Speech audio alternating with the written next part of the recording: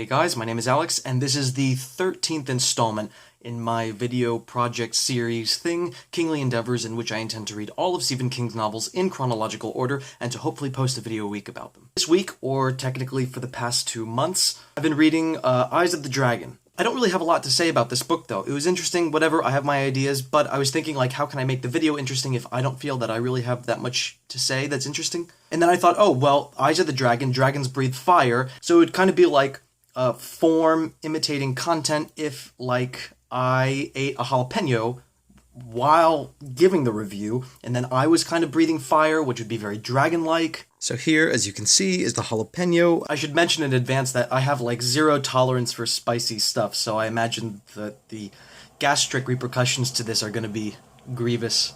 Cheers.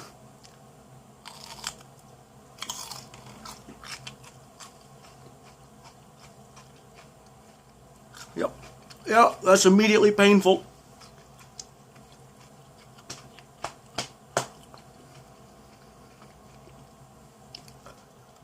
Wow. So yeah, Stephen King wrote Eyes of the Dragon in 1983 as a story for his daughter because he saw that, unlike his sons, his daughter was totally uninterested in reading his work. She was more interested in reading fantasy and science fiction. Wow. This is hot. So he wrote her Eyes of the Dragon.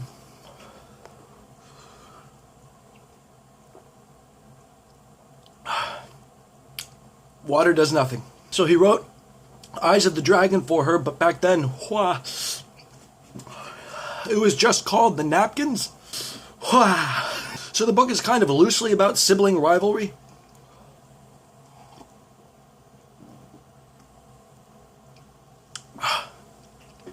There's this king, and he has 2 sons, one of whom he favors because he's more masculine and just adept at everything. His other son is a bit of a nerd and keeps to himself and is not very kingly. Then one day, there's also this musician.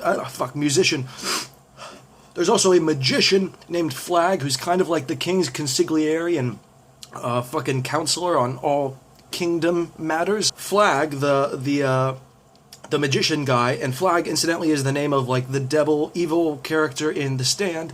He decides he wants to kill the king so that he can usurp more power. So he poisons the king dies. Flag then frames the older prince, Peter, the one who would have been the rightful heir to the throne, the one who's very adept, the one who would have made a great king.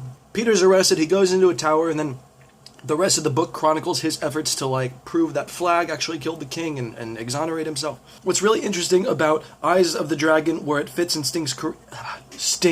where it fits in Stephen King's career, is that although it was not written after it, he published it immediately after it. At that time in his career, it was considered like his magnum opus. He also said that what it marked for him was an end of monster stories. He felt that every monster that had influenced him when he was growing up and every monster of which he could conceive, he had put into that book.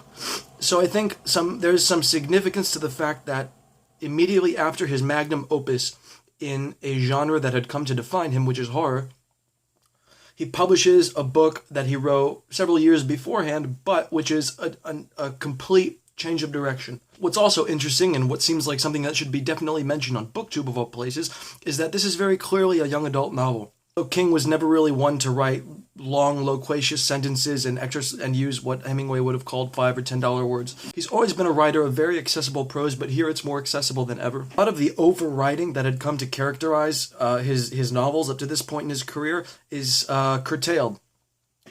He seems to have a better grasp not only of his material, but of the voice with which he wants to communicate the material.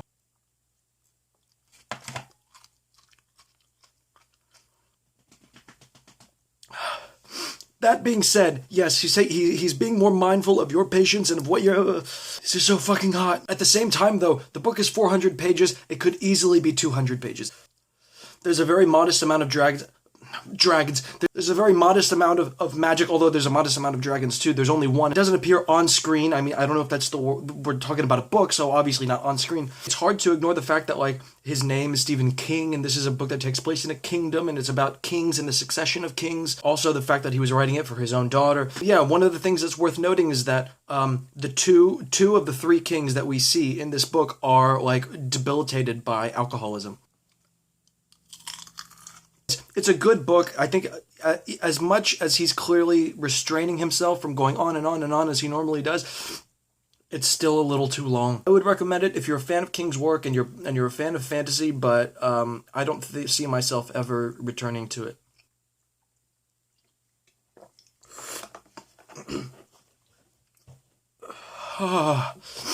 Oh boy.